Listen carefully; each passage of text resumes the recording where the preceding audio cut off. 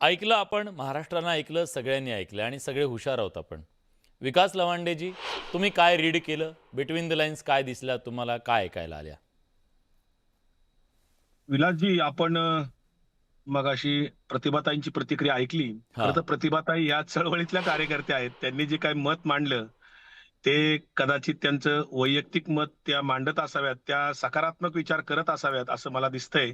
कारण अजितदादांच्या राष्ट्रवादी पक्षामध्ये निश्चितच जे विचारधारेला मानणारे लोक आहेत, ते लोक चळवळीतले पुरोगामी विचाराचे किंवा शिवशाहू फुले आंबेडकरांच्या विचारांचे लोक हां. यांच्या प्रतिक्रिया ह्या प्रतिभाताईंच्या सारख्याच येऊ शकतात किंवा तशा आहेत.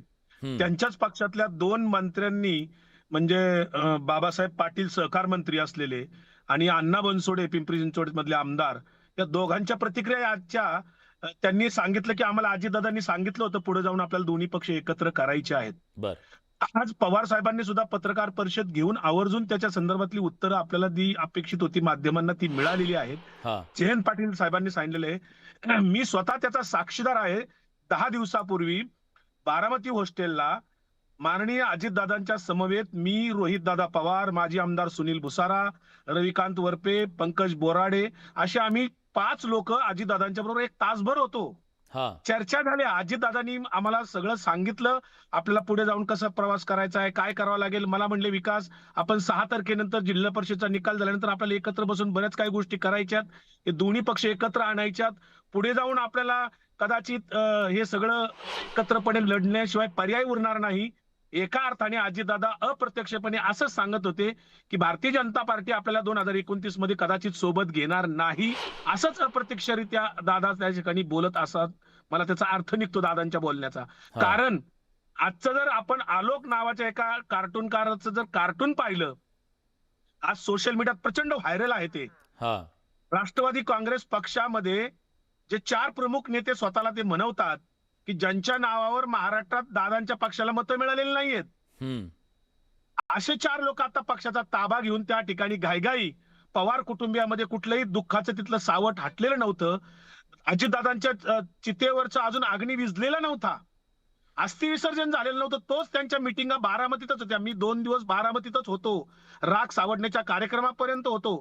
आणि मला नवल वाटतं, की अंत्यविधीला इतकी विलासजी तुम्ही पण होता तिथे. इतकी मोठी लाखोंचा जनसमुदाय होता. हो. पण राखेच्या कार्यक्रमाला जे म्हणतात, की अजितदादा आमचे कुटुंब होतं, आमच्या कुटुंबाचे प्रमुख होते, अजितदादा आमच्या हृदयात होते. ज्यांनी अजितदादांचा फोटो लावून मतं मागितली, ते लोक मात्र दादांच्या राखेला तिकडे हात लावायला आले नाहीत. त्यांच्या पक्षातले 2च लोक मला दिसले. जुन्नरचे माजी आमदार अतुल बेनके आणि सोलापूरचे जिल्हा अध्यक्ष उमेश पाटील. बाकी मला कुणीही तिथलं प्रमुख आमदार म्हणा, मंत्री म्हणा, पक्षाचा प्रतिनिधी जबाबदार कुणीही तिथं दिसला नाही. याचं मला वाईट वाटलं, कारण अजून चितेवरचा अग्नी विझलेला नसता. यांना कुठली घाई झाली होती अशी, की हां. सुनेत्रा वहिनींना ताबडतोब रात्रीचं तिकडे मुंबईला घेऊन बोलवलं काय, तिकडे मिटिंगा काय, चर्चा काय.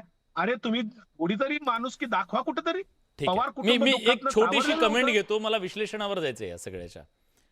प्रतिभाताई, एक सामान्य भावना सध्या तुमच्यापर्यंत सुद्धा ती पोहोचत असेल सोशल मीडियावर, आपण सगळेजण आहोत. सामान्य भावना तिथून येईल असं आपण गृहीत धरलं तर. लोकांना थोडंसं हे नाही पटलेलं, ही घाई झाली, तुम्हाला काय वाटतं? त्यांचं म्हणणं आहे पण विलास ऐकलं. भाऊ, हां. नाही, मी ऐकलं विकास भाऊंचं. मला थोडंसं आश्चर्य वाटलं, की हे विकास भाऊ, मीच राष्ट्रवादीत अजितदादांच्या सोबत गेली म्हणून फेसबुकवरती कमेंट्स करणारे आणि मला माझं पुरोगामित्व कसं संपलंय हे सांगणारे अचानक त्या सगळ्या प्रक्रियेमध्ये इतकं एकतर बोलताय, त्याचं मला आश्चर्य वाटलं. दुसरी गोष्ट, ते जेव्हा म्हणतात की राख सावडली गेली नाही, त्याच्यामध्ये सगळं पवार कुटुंब होतं. आणि आपण पवारांचं, अजितदादांचं विशेषतः आपण बघितलेलं आहे, की ते किती पुरोगामी होते. या सगळ्या ह्याच्यामध्ये विकास भाऊंनी त्याचा मुद्दा करावा आणि त्याचा सगळा बाऊ करावा, हे अत्यंत दुःखद आहे.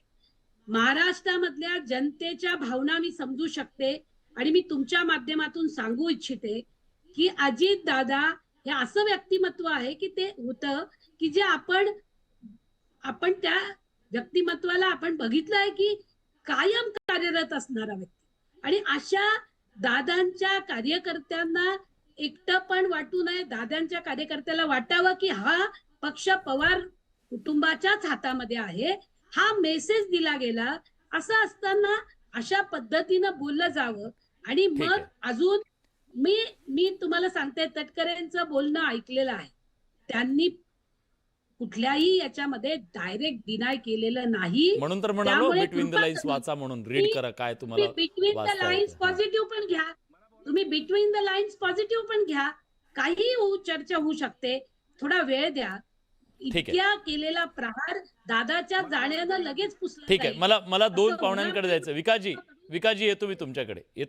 आणि मला प्रतिभाताईंच्यावर बरं. थोडंसं एक छोटी कमेंट, जास्त वेळ नको. हां. मला एक सांगायचंय, दोन्ही तुम्ही जे प्रस्तावनेत सांगितलं, ती अजितदादांची इच्छा होती की आपल्याला हे दोन्ही पक्ष एकत्र आणायचे. अजितदादांची मनापासून इच्छा होती आणि कुटुंब एक करून पक्ष दोन्ही एकत्र पुढे जायचेत, ही अजितदादांची व्यक्तिगत इच्छा होती. ते त्या पद्धतीने कार्यरत होते, त्या पद्धतीने चर्चा करत होते. आज तुम्ही जे प्रश्न विचारलाय की त्याला खीळ बसले का, तर होय, तुम्ही असं का निश्चित करताय खीळ की बसलेली अगदी आहे. नाही पण लगेच